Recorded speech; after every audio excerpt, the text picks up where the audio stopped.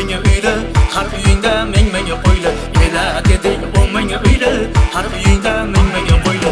Anfonlaring osmon bo'yli, tushdavraga boy qo'ng'irot, tushdavraga boy qo'ng'irot, tushdavraga boy qo'ng'irot, tushdavraga boy qo'ng'irot, qo'ng'irot, qo'ng'irot, tushdavraga boy qo'ng'irot, qo'ng'irot, qo'ng'irot, tushdavraga boy qo'ng'irot.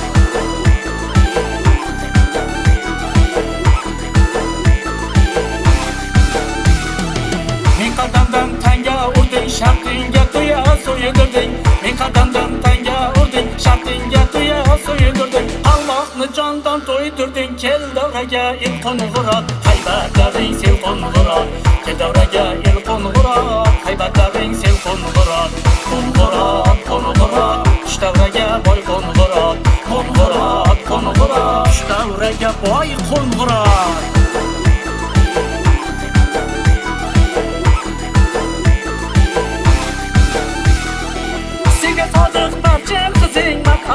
Oqlari tuzing, senga sodiq barchini qizing, matal bomish oqlari tuzing.